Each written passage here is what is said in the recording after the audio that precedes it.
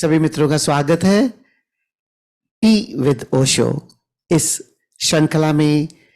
स्वामी शैलेंद्र सरस्वती जी के साथ हमारा जो वार्तालाप पिछले एपिसोड में हुआ उसी को हम जारी करते हैं। और संक्षेप में बता दूं कि जिस पर हम चर्चा कर रहे हैं वो विषय है संक्षेप में ओशो का अध्यात्म क्या है।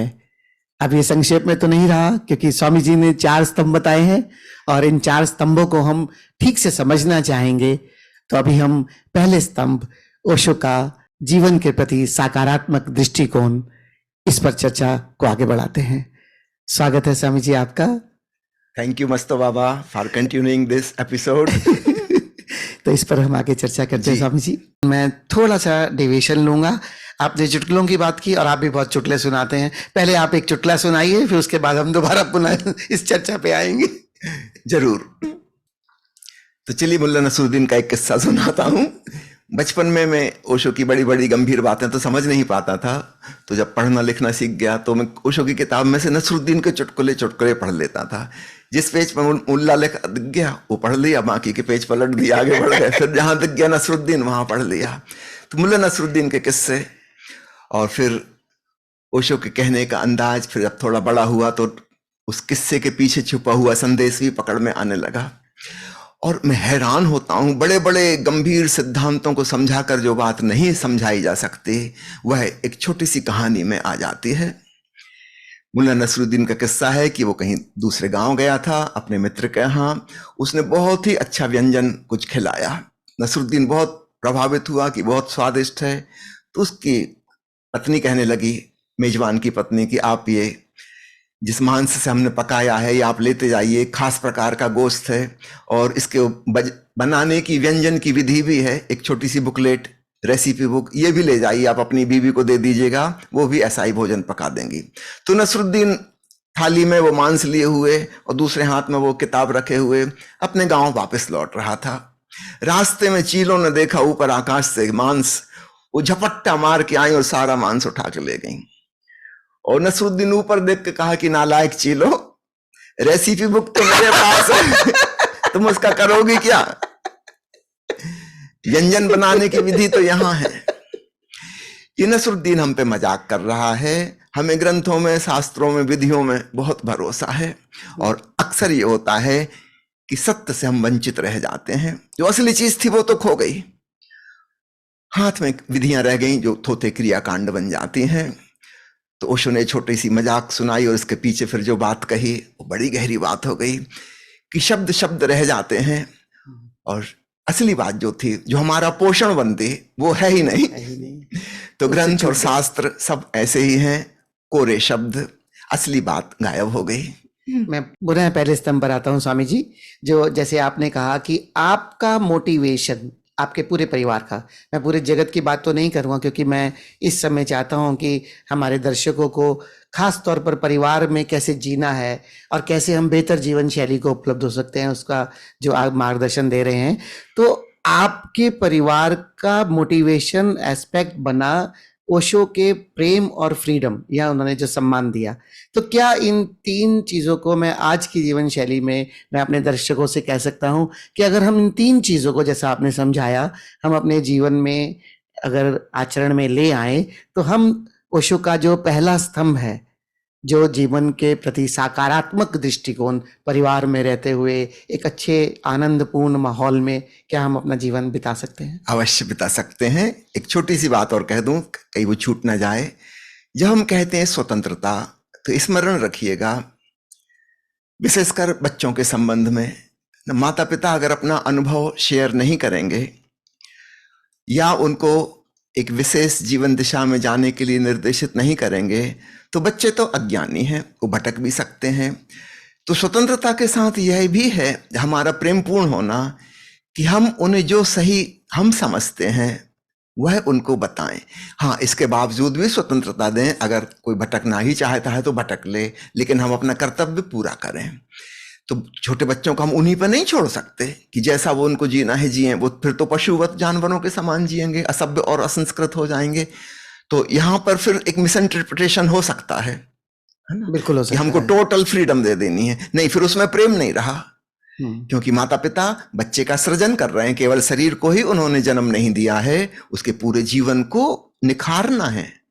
तो उसमें बहुत कुछ आएगा, शिक्षा भी देनी होगी, क्या सही है क्या गलत है, जैसा हम समझते हैं वो बताना होगा। हाँ, साथ में ये कह दें कि ऐसा हम समझते हैं, लेकिन तुम अपने जीवन में स्वयं प्रयोग करना, जानना, पकड़ना।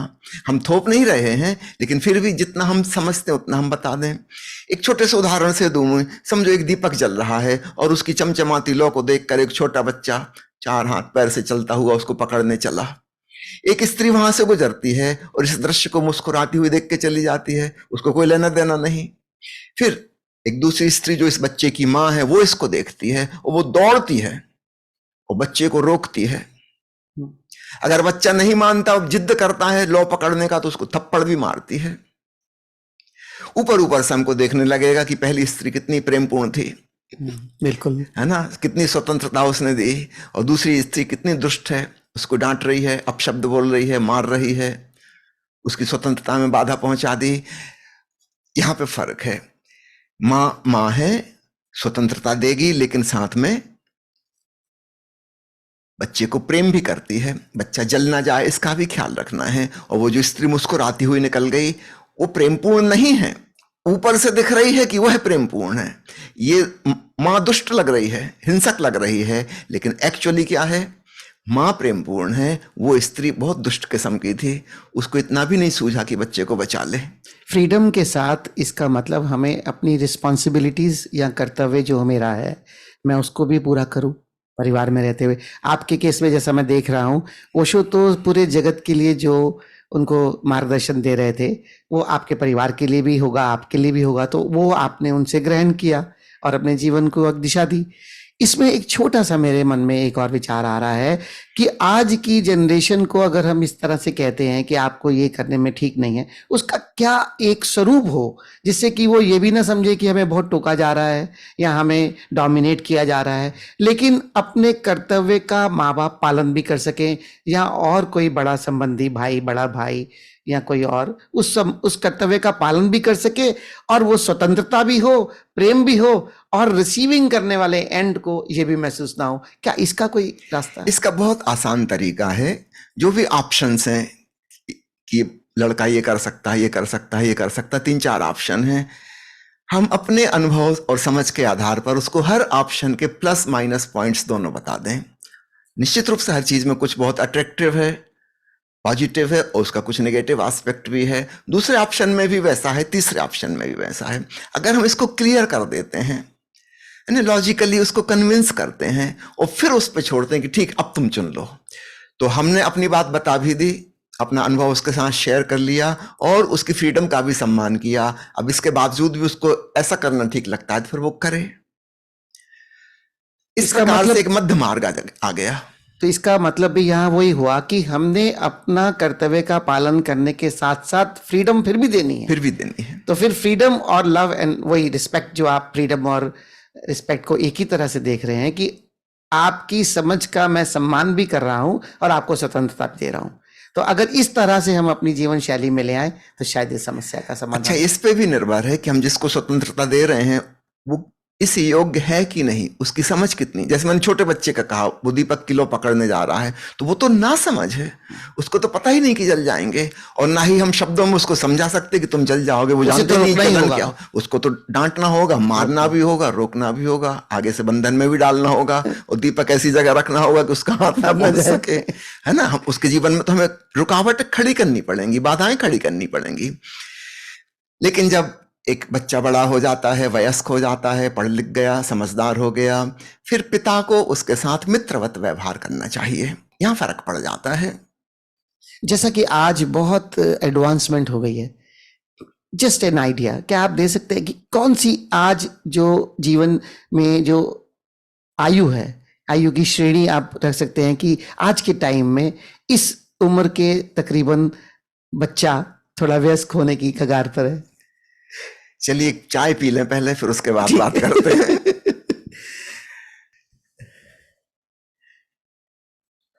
T with Osho. यस।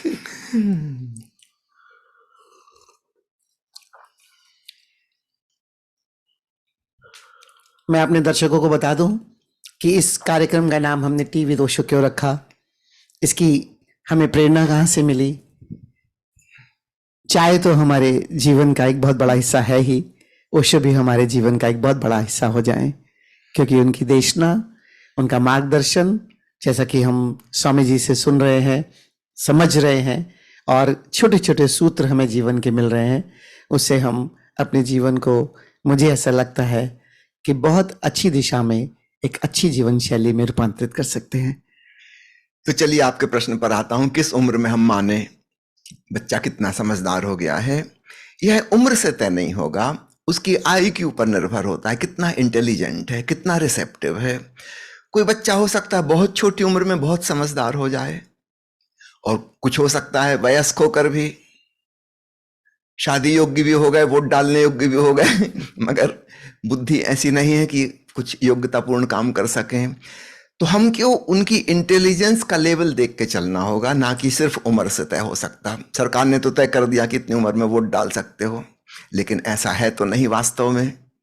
इसका मतलब जो एक अस्तित्व का एक रचना है कि माँ बाप के द्वारा, जैसे बायोलॉजिकल पेरेंट्स हम बन जाते हैं, हमारे द्वारा बच्चों को जन्म दिया जाता है, तो एक बहुत बड़ी जिम्मेदारी भी है। बहुत बड़ी जिम्मेदारी है। पहले तो हमें अच्छा माता पिता बनना होगा, इसकी कहीं कोई ट्रेनिंग दी नहीं गई। सिर्फ जन्म देना तो पशु भी कर ले रहे हैं, बायोलॉजिकल पेरेंट्स तो कोई भी बन जाता है, मक्खी मच्छर भी बन जाते हैं लेकिन एक्चुअल पेरेंट्स बनना, सही माँ बनना, सही पिता बनना, तो बहुत बड़ा आध्यात्मिक उत्तरदायित्व। याद रखिएगा, आध्यात्मिक वर्ड में उसमें जोड़ रहा हूं। जब तक हमने अपनी चेतना का विकास नहीं किया, जब तक हमने हृदय की भावनाओं का परिष्कार नहीं किया, हम अच्छे माता पिता नहीं हो सकते। हम अपनी नेगेटिविटी अपने बच्चों में डाल देंगे। इसका तो मैं एक और अर्थ भी ले रहा हूं कि क्या हमें अपनी चेतना का विकास, इसका मतलब माँ बाप ही नहीं, शादी से भी पहले करना पड़ेगा। अगर मेरा बस चले तो जैसे ग्रेजुएशन, पोस्ट ग्रेजुएशन, पीएचडी तक की पढ़ाई लिखाई होती है, इसके बाद कम से कम 2-3 साल का कोर्स मेडिटेशन का होना चाहिए, भक्ति भावना का होना चाहिए, ताकि व्यक्ति इस लायक बन सके कि वो प्रेम कर सके। अभी तो काम वासना के आकर्षण को ही वह प्रेम समझ ले रहा है, जो कि चंद दिनों में समाप्त हो जाएगी। हनीमून खत्म होते होते सारा बुखार उतर जाएगा और फिर लड़ाई झगड़े को पूरी जिंदगी बची। इसका मतलब दो उच्च चेतनाएं जब किसी एक संतान की उत्पत्ति करेंगी, तो क्या उसके अंदर उच्च चेतना या जो चेतना का विकास जिसको हम कह रहे हैं, उसका प्रभाव भी देखा जा सकता है। बिल्कुल, माता पिता के अनुसार ही उस प्रकार की चेतना उस गर्भ में आती है। उनके चेतना के स्तर के अनुसार ही हम उसी को आकर्षित कर सकते हैं जो हमारे समान है। जीवन के प्रति सकारात्मक दृष्टिकोण पर स्वामी जी आपने बहुत प्रकाश डाला। मैं इस पर एक चीज से आपसे और मार्गदर्शन चाहूँगा कि ये जो हमारी शिक्षा प्रणाली है, जिसमें शुरू से लेकर पूरी शिक्षा लेने तक, चाहे हम डॉक्टर बन जाएं, इंजीनियर बन जाएं, आपने भी एमबीबीएस की पढ़ाई की है, आज हमारा उद्देश्य सिर्फ और सिर्फ किसी पद या पैसा कमाना होकर रह गया है। क्या इस शिक्षा प्रणाली पर बहुत बड़ा प्रश्न चिन्ह नहीं है आज? बहुत बड़ा नहीं, पूरा का पूरा प्रश्न चिन्ह ही है पूरी शिक्षा प्रणाली सिर्फ आजीविका उपार्जन ज्यादा से ज्यादा सिखा रही। सारे पढ़े लिखों को नौकरी भी नहीं मिल जाती, तो आजीविका उपार्जन भी पूरी तरह से सफल नहीं हो पा रहा। तो आजीविका उपार्जन के योग्य तो बने, ये तो ठीक है, इतना तो होना ही चाहिए, लेकिन इसके अलावा और बहुत कुछ होना चाहिए। शरीर के प्रति सम्मान का भाव, शरीर के प्रति स्वास्थ्य उत्पन्न करने की दृष्टि, सम्यक भोजन क्या है, सम्यक निद्रा क्या है, सम्यक आहार कैसा होना चाहिए, इस सब की विस्तृत चर्चा होनी चाहिए, इसका प्रशिक्षण होना चाहिए। हम कैसे सोएं, खाना खाते समय सिर्फ इतना ही नहीं कि हम क्या खा रहे हैं, हम कैसे, किस भाव दशा में खा रहे हैं, कैसे माहौल में खा रहे हैं, हमारा मूड कैसा है, ये सारी चीजें शिक्षा का हिस्सा होना चाहिए। इसका मतलब जो पहले समय में गुरुकुल हुआ करते थे, जहां पर पूर्ण रूप से एक मनुष्य को बेहतर मनुष्य बनाने के पूरे प्रयोजन किए जाते थे, इसका मतलब वो आज की जो स्कूलिंग हमारी है या कॉलेज है, उससे बहुत बेहतर होंगे। फिर तो बहुत बेहतर थे, लेकिन वो बड़े स्तर पे नहीं थे, कुछ थोड़े से लोगों को ही उसका लाभ मिल पाता था। और मुख्य रूप से वहां भी चूंकि राजकुमार जा रहे थे पढ़ने के लिए, तो हथियार चलाना सिखा रहे थे, घुड़सवारी सिखा रहे थे, युद्ध करना सिखा रहे थे, चक्रव्यूह तोड़ना सिखा रहे थे, और ब्राह्मणों के बच्चे थे, उनको शास्त्र कंठस्थ करा रहे थे। तो छोटे रूप में आपने जो कहा वो बात घट रही थी कि जीवन के अन्य आयामों को भी छू रहे थे, लेकिन वह बात बहुत संकीर्ण थी। मतलब 1% बच्चों को गुरुकुल में जाने का मौका मिल रहा था, 99% की कोई शिक्षा नहीं थी। आज अवसर मिल रहा है कि सबको, लेकिन शिक्षा का जो स्तर है उसका उद्देश्य ही बहुत संकीर्ण हो गया कि समहाउ कमाने खाने लायक बना दें, अपने पैरों पे खड़े हो जाएं पढ़ बस, लिख के, बस। इससे ऊपर नहीं। और उसमें भी सफल नहीं हो पा रहे, क्योंकि 50% से 60% लोग आज बेरोजगार हैं, डिग्री पाने के बाद भी उनको कोई काम नहीं मिल रहा है। इससे तो अच्छा पहले था, पहले उनको काम था।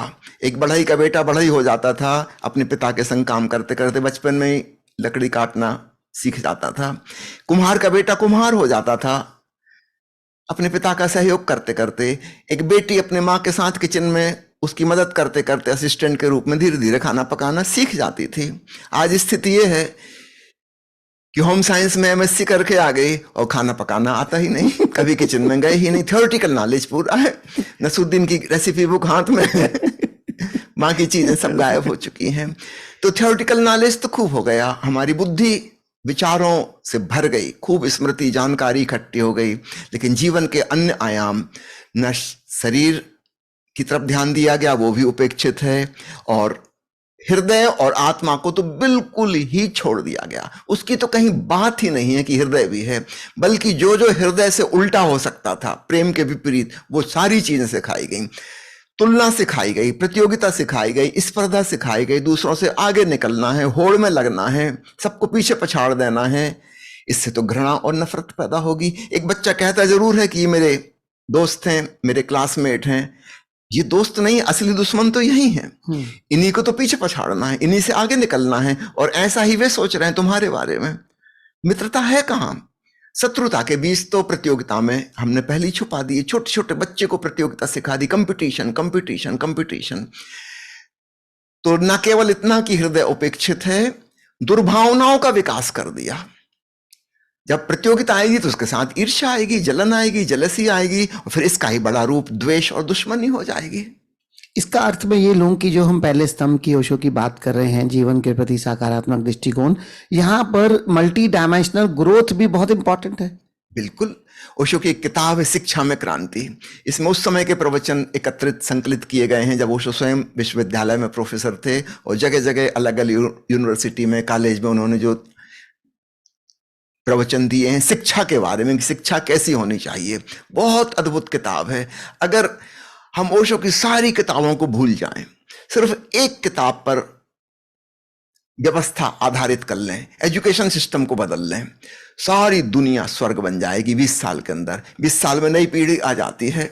अभी जो हमने नरक बनाया है वो हमारी एजुकेशन का प्रोडक्शन है, ये हम नहीं बनाया है। हमने हर बच्चे को कंपटीशन सिखाया, चाहे कूटनीति से, चाहे चालाकी से, चाहे झूठ बोल के, चाहे नकल करके, चीटिंग करके, किसी भी तरह तुम्हें पास होना है। अब ये बच्चा बड़ा होकर ये सारी ट्रिकें जिंदगी भर आजमाएगा। बुनियाद ही गलत हो गई, और ये जिंदगी में कभी भी तृप्त नहीं होगा, क्योंकि हमेशा किसी के साथ अपनी तुलना कर रहा है। बचपन से माता पिता का, वो देखो पड़ोसी का बच्चा, वो देखो फर्स्ट आया है, हाँ वो ऐसा कर रहा है, वो वैसा कर रहा है, तुम क्या नालायक, हार गए खेल में, वो देखो मेडल लेके आया है। सबके प्रति दुर्भावना भर दी, सबको अपना दुश्मन बना लिया। फिर हम कहते हैं वसुधैव कुटुंबकम। कैसे हो वसुधैव कुटुंबकम? फिर तो झगड़ा होगा, समाज समाज में होगा, संप्रदाय संप्रदाय में होगा, देश देश में होगा, इंटरनेशनल लेवल पे होगा। सब एक दूसरे के दुश्मन, सब कंपटीशन। सबने यही जहरीली शिक्षा प्राप्त की है। तो अगर दुनिया में कोई क्रांति लानी है तो याद रखिए, राजनीतिक क्रांतियां बहुत हो चुकी, सब असफल हो गई। आर्थिक क्रांति बहुत हो चुकी, सामाजिक क्रांतियां हो चुकी, न जाने क्या क्या उलट पुलट हो चुका है। धर्म के नाम पर भी क्या क्या नहीं हो चुका।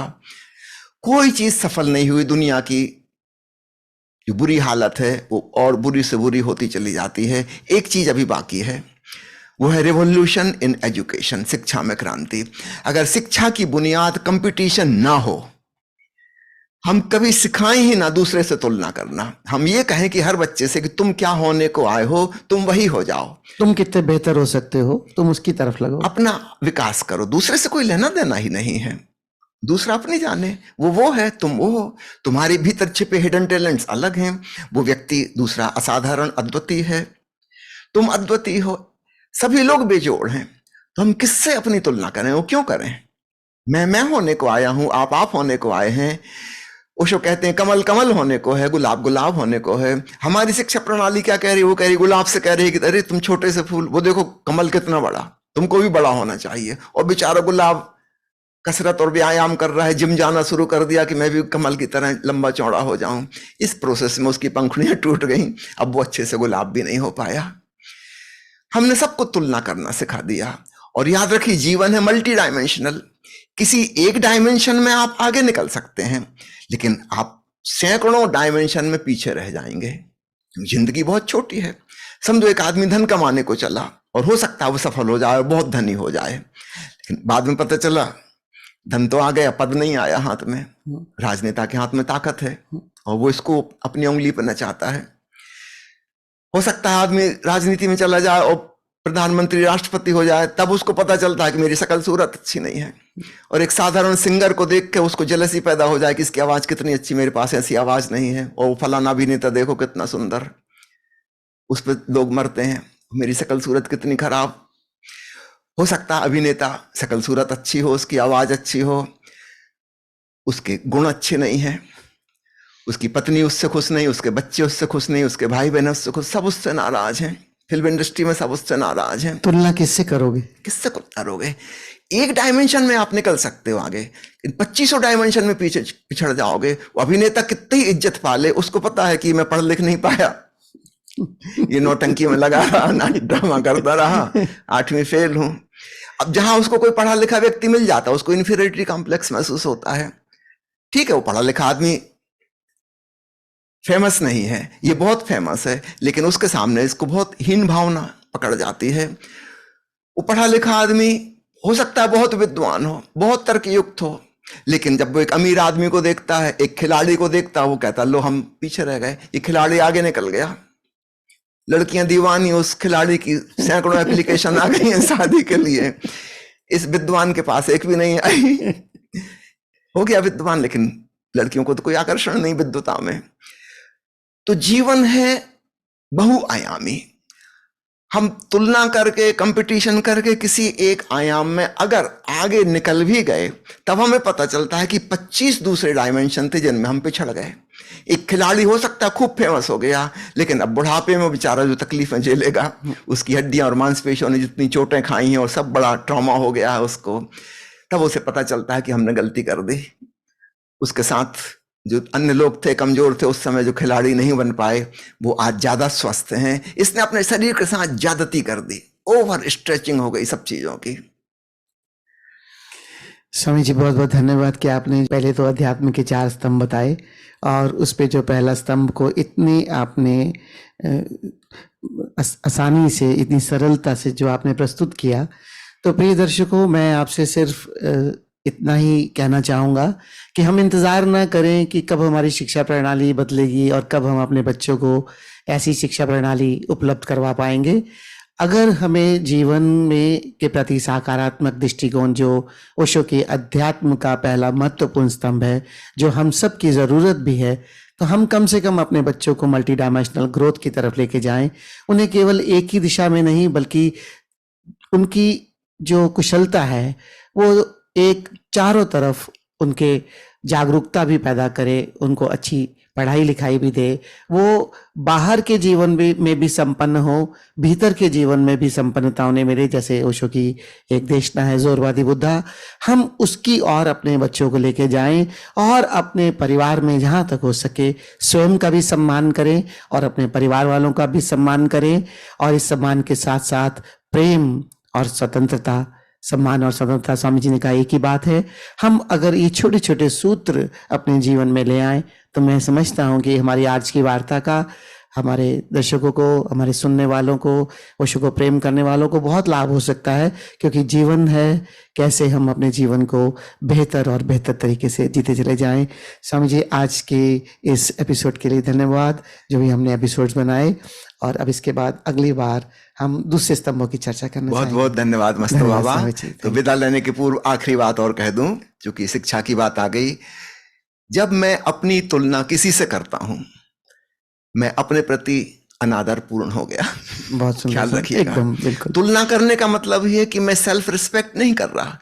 मेरी नजर में दूसरा आदर्श बन गया, आइडियल इमेज बन गया, मुझे वैसा होना है, इसका मतलब I am disrespectful to my To own myself self, also. है ना। इस बात को अगर पकड़ लें तो सम्मान वाली बात और भी क्लियर हो जाएगी।